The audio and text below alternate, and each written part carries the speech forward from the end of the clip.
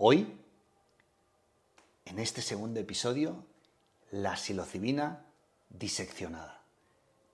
Bienvenidos a Psilocibina, Ciencia y Experiencia, el podcast, creado con el fin de ser el primer medio de divulgación científica sobre psilocibina en habla hispana, proporcionando información y datos que en otros idiomas estaban inaccesibles para aquellos que hablamos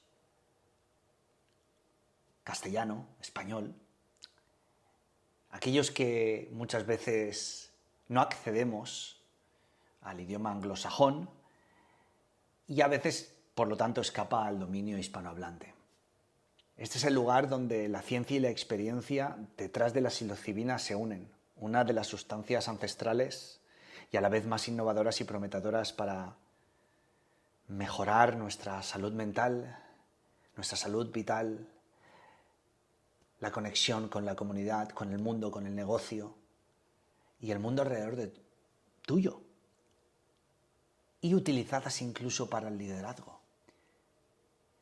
Descubre en este podcast la psilocibina como herramienta de máximo potencial humano. Bienvenidos y vamos a ello. ¿Qué es la psilocibina? La psilocibina, 4-fosforiloxi-NN-dimetiltriptamina, proviene de ciertos tipos de hongos que se encuentran en casi todos los continentes. Los hongos, también conocidos como hongos, shrooms o setas mágicas, suelen consumirse secas o en polvo. La psilocibina forma parte de un grupo de drogas llamadas psicodélicos o alucinógenos, que tienen el potencial de cambiar el sentido de la realidad de una persona, llevándola a ver, oír y sentir cosas que no están sucediendo en la vida real, pero están sucediendo ahí dentro, en nuestro interior, o incluso a experimentar la realidad de una manera diferente. Este es el primer punto por el que empezar, que es la psilocibina. Estos hongos tienen una larga historia de uso, como comentamos en el episodio número 1. Y aquí expando, porque se ha encontrado evidencia que también los pueblos indígenas de América Central los usaban para rituales espirituales y de curación desde el año 3000 a.C., ¿no? Los científicos comenzaron a estudiar la psilocibina hace décadas, junto con sustancias relacionadas como la dietilamida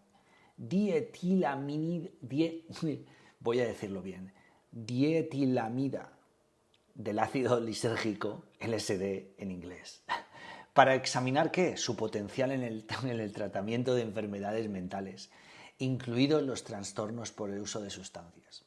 En este momento hay un aumento en el interés por descubrir cómo funciona la psilocibina y su potencial para ayudar a tratar afecciones como la depresión, el trastorno de estrés postraumático, PTSD en inglés, muy en boca y en habla de todos hoy en día, la adicción, el dolor y los trastornos neurodegenerativos.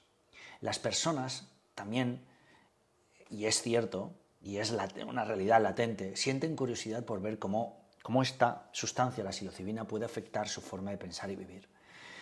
Según una encuesta publicada en 2021 realizada a más de 7.000 personas, alrededor del 7% de estas, es decir, unas 500 personas, declararon haber consumido hongos de psilocibina en el último año. Las personas que los usan pueden esperar algunas divertirse o hacerlo por entretenimiento, el cual no es el uso por el que desde luego abogamos en este medio divulgativo, sino para mejorar el bienestar y una especie de autotratarse, aunque no es autotratado porque viene por un guía, viene por un terapeuta, viene por alguien especializado. Por eso el autotratarse es entre comillas, autotratarse un trastorno médico como depresión o ansiedad, ¿no? Siguiente punto es cómo actúa la psilocibina en el cerebro. Bueno, cuando una persona toma psilocibina, su cuerpo se convierte en otra sustancia. Bueno, en realidad su cuerpo convierte a la psilocibina en otra sustancia llamada psilocina. La psilocina se une y activa los receptores o sitios de unión para la serotonina química del cerebro, principalmente el receptor de serotonina 5-hidroxiotriptamina 2A, que es el 5-HT2A. Los investigadores, poco a poco iré mejorando con el nombre técnico largo de estas sustancias. Los investigadores creen que esta acción es responsable de gran parte de la experiencia subjetiva de una persona cuando consume dichos hongos. Esta sustancia también afecta el funcionamiento del cerebro y la forma en que las diferentes regiones del cerebro se comunican entre sí.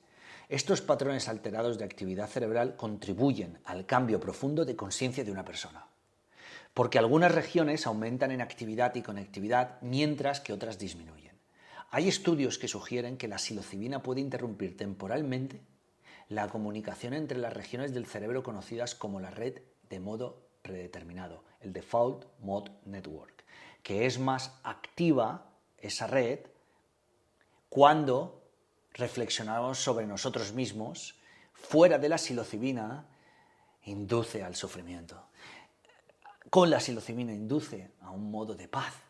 Reducir el sentido de autoconocimiento de una persona, cuando sobre todo ese autoconocimiento está basado en la gran probabilidad de que no sabemos y estamos erróneos sobre lo que creemos que sabemos o creemos que estamos en lo cierto, eso puede conducir a una mayor sensación de apertura y a una mayor conexión con el mundo, es decir, dejar de estar en yo.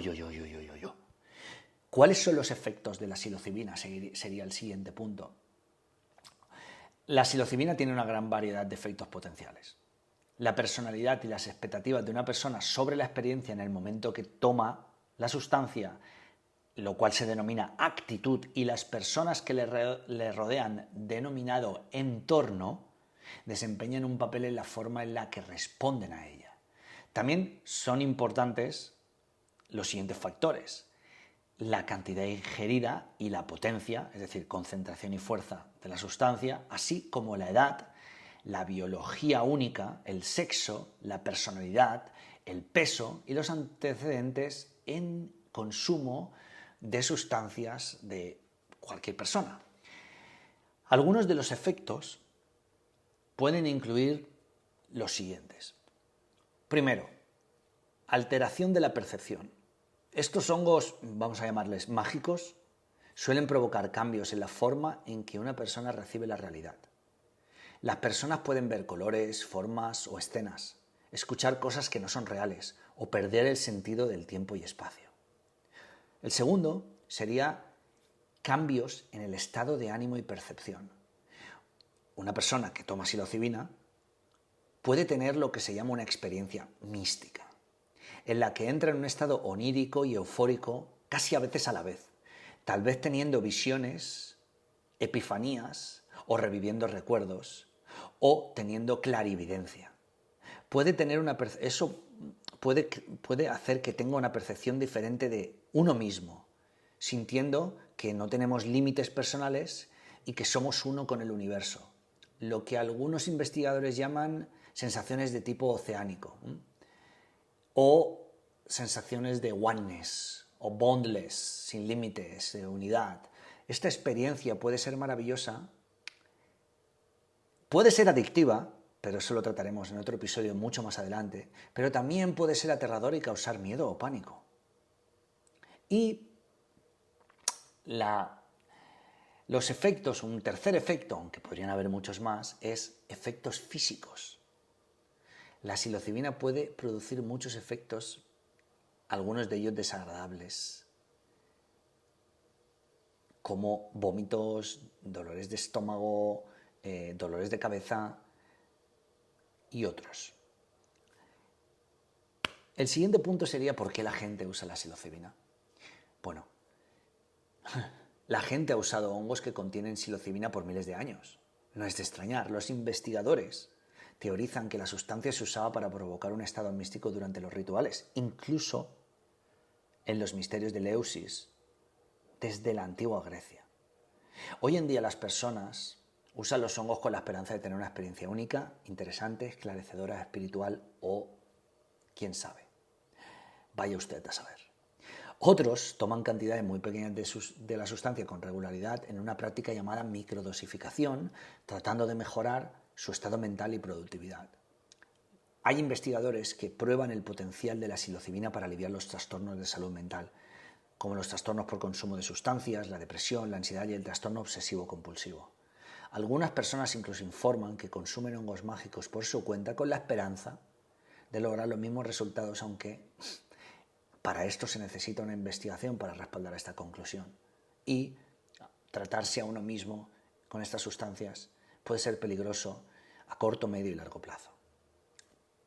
La siguiente pregunta que nos haríamos a raíz de ir diseccionando estos puntos ¿es segura la psilocibina?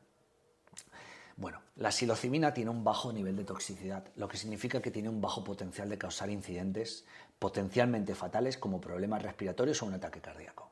Sin embargo, hay estudios que muestran que existen riesgos para la salud asociados con la toma de psilocibina, especialmente cuando no se supervisa y sin ser parte de un estudio de investigación y sin supervisión clínica. Entre ellas se encuentran 1.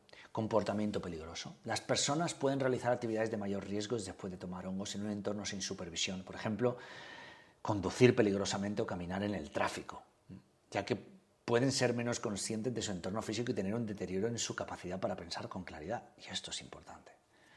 Segundo, efectos secundarios físicos. La psilocibina suele aumentar la presión arterial y la frecuencia cardíaca, lo que puede ser peligroso para las personas con afecciones cardíacas. Las personas también pueden experimentar efectos secundarios como agitación, confusión, vómitos o náuseas, como hemos mencionado anteriormente, que pueden ser graves y requerir atención médica. También existe el riesgo de identificar erróneamente los hongos y consumir un hongo tóxico en lugar de psilocibina, con el riesgo sería mucho mayor. El punto 3 sería el miedo.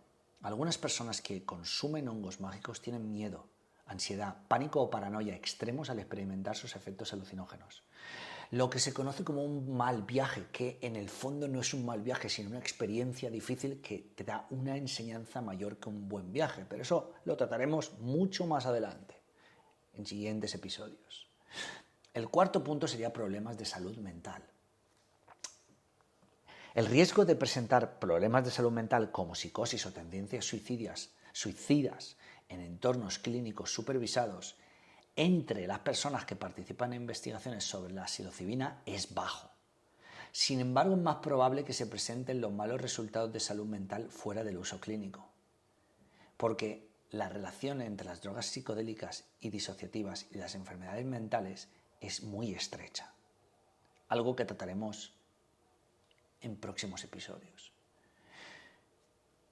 Vendríamos al punto número 5, el trastorno perceptivo persistente por alucinógenos, más comúnmente llamados flashbacks, que se llama HPPD, cuando las personas experimentan las mismas imágenes o escenas que vieron cuando estaban bajo la influencia de una sustancia. Los flashbacks pueden ser breves o pueden volver a ocurrir incluso durante años después de la experiencia con una sustancia. Los estudios sugieren que los episodios de flashback son raros y cuando ocurren no siempre son una experiencia negativa. Punto siguiente, diseccionando la psilocibina, es preguntarse, ¿es adictiva la psilocibina? ¿Pueden personas experimentar abstinencia relacionada con la psilocibina? Algo que está en boca y de muchos por el tema de las adicciones. Bien, las investigaciones realizadas hasta la fecha sugieren que el consumo de psilocibina no suele conducir a la adicción. Para ser diagnosticada con un trastorno por consumo de sustancias, una persona debe cumplir con ciertos diagnósticos específicos para el consumo continuado de sustancias, pese a las consecuencias negativas. Por eso siempre el setting clínico, terapéutico, especializado es clave, sobre todo en estas experiencias. El Manual Diagnóstico y Estadístico de los Trastornos Mentales, en la quinta edición del DSM-5, que es un texto de referencia que los profesionales utilizan para diagnosticar los trastornos por consumo de sustancias y otros trastornos psiquiátricos, no incluye criterios de consumo de sustancias específicamente relacionados con la psilocibina, pero incluye diagnóstico de trastorno por consumo de fenflucidina, PCP, y otro trastorno por consumo de alucinógenos. Esto, el manual de la 5ª edición, y lo compartiré en las notas de este podcast, y en un futuro trataremos si son adictivas las drogas psicodélicas y disociativas. Ahora, el siguiente punto que podríamos tratar, y sería interesante por curiosidad y por muchas veces falta de información, es cómo afecta la psilocibina al embarazo. Bueno, esto es muy breve, porque no hay datos sobre la seguridad de tomar psilocibina durante el embarazo, ni para la madre ni para el bebé en desarrollo. Así que aquí las personas deberían consultar a su proveedor de salud antes de tomar cualquier medicamento durante el embarazo, incluyendo psilocibina, a pesar de que en mi conocimiento conozco muchas madres que la han tomado cuando estaban embarazadas y sus bebés han nacido perfectamente, pero no hay un estudio ni investigación que respalde esto. Antes hemos hablado de la microdosificación de psilocibina. Macro es otra cosa, que también trataremos en futuros episodios.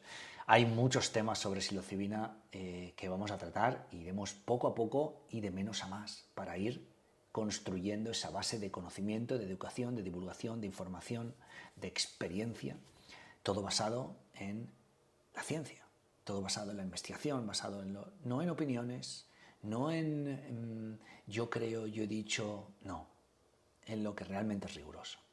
Como decía, la microdosificación, el microdosing de psilocibina, la microdosis, consiste en tomar regularmente una cantidad muy pequeña de una sustancia alucinógena, en este caso psilocibina. Normalmente entre el 5 y el 10% de una dosis estándar, 0,01, 0,02 es lo típico conocido. Y luego hay protocolos, que también los trataremos cuando toquemos la microdosificación de psilocibina. Algunas personas toman microdosis de psilocibina con la esperanza de mejorar problemas de salud mental como depresión, ansiedad y, como decíamos antes, el trastorno obsesivo-compulsivo. Aunque algunas personas afirman que la psilocibina ha mejorado sus síntomas, es posible. Hay muchas investigaciones realizadas hasta la fecha y no han establecido, y esto es curioso, que la microdosificación, que la microdosis, sea realmente seguro o eficaz. Como último punto, trataría lo siguiente. En esta sección, en este episodio, ¿podría utilizarse la psilocibina como medicamento? Ojalá, ¿no? Ahora, justamente hoy mismo he recibido un email de Rick Doblin, el fundador de MAPS, la Asociación Multidisciplinar de Estudios Psicodélicos, hablando sobre el rechazo de la Food and Drug Administration de Estados Unidos, de Lykos, que sería el medicamento de MDMA para tratar el PTSD.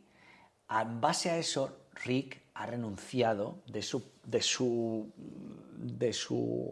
puesto en el board de Lykos para ser activista y seguir apoyando la causa. Bueno, quiero decir con esto que ahora acaban de rechazar la mayor esperanza de que una sustancia de este tipo pudiese ser administrada bajo prescripción, bajo personas especializadas, como un medicamento que era el MDMA.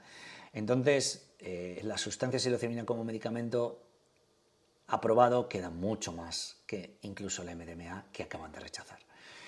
Hay investigadores, y muchos investigadores estudian la psilocibina como un tratamiento potencial para muchos trastornos de salud. Yo estuve en Psychedelic Science en Denver en 2023 y era increíble la cantidad de investigadores que ya habían formulado medicamentos, pero claro, ninguno de ellos aprobados. Entre Entre el medicamento como tratamiento potencial para trastornos de salud se encuentran, primero, los trastornos por consumo de sustancias, como hemos mencionado anteriormente. Hay una investigación preliminar que indica que la psilocibina puede ser útil en el tratamiento de los trastornos por consumo de sustancias, incluyendo el trastorno por consumo de tabaco. En Estados Unidos están financiando un gran estudio multicéntrico sobre la eficacia de la psilocibina frente a un parche de nicotina, en combinación con la terapia para ayudar a las personas a dejar de fumar. Me encantaría tener los datos de ese estudio muy pronto. El segundo punto sería la depresión y la ansiedad. Hay evidencia de que la psilocibina puede ser un tratamiento eficaz para la depresión y los trastornos de ansiedad. Así que para respaldar futuras investigaciones, la FDA, la Food and Drug Administration, otorgó la designación de terapia innovadora a 2 formulaciones de psilocibina que todavía se están estudiando para determinar su seguridad y eficacia como tratamiento médico para la depresión. Cruzamos los dedos. Y tercero y último, ansiedad relacionada con la enfermedad y el final de la vida. Es decir, cuidados paliativos.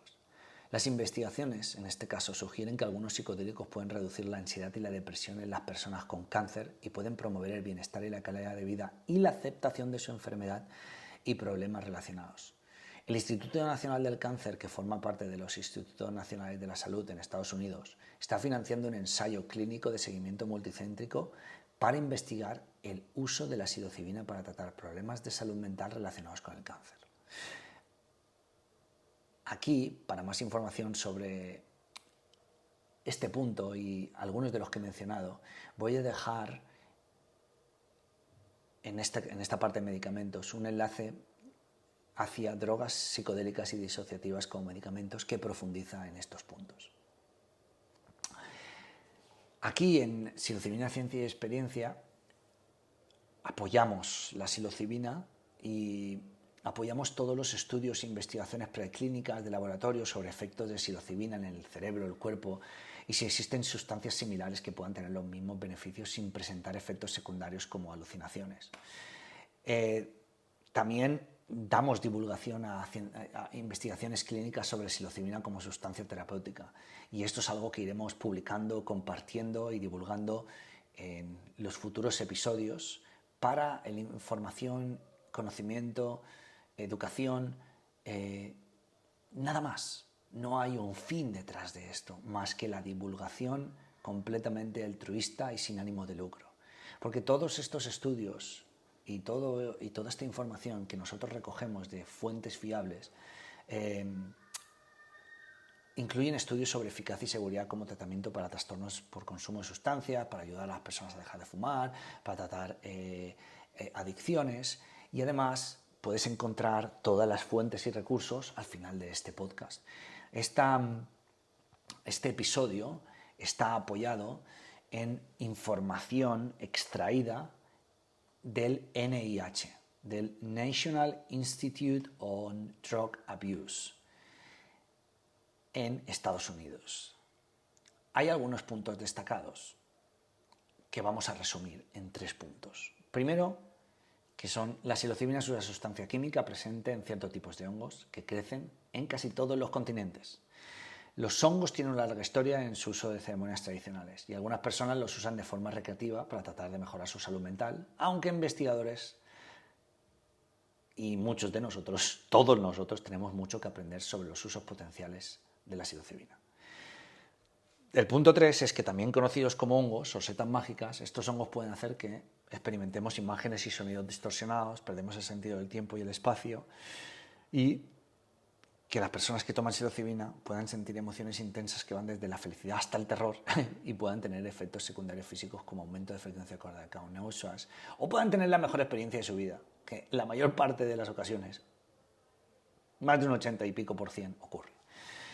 Y el tercero sería que hay que tomarlo responsablemente bajo entornos cuidados, controlados, que tengan un set and setting correcto, que es algo que también abordaremos en nuevos episodios. Si escuchas esta publicación, compártela, déjanos una reseña o una valoración en Spotify y sobre todo en los comentarios proponnos qué otros temas te gustaría tratar, qué expertos o especialistas te gustaría que entrevistemos, porque haremos entrevistas, qué experiencias o qué temas relacionados con la psilocibina y quizá puedes proponer algo también relacionado con psicodélicos, pero no qué es el sapo, qué es la ayahuasca, no. Como has visto, aquí vamos con un sentido de rigurosidad tremendo frente a estas sustancias que son sin duda una de las mayores herramientas de potencial humano que han existido, existen y existirán, con un potencial increíblemente efectivo contra los trastornos y las enfermedades mentales y emocionales de nuestros días. Somos el equipo de Psilocibina Ciencia y Experiencia. Gracias por estar aquí.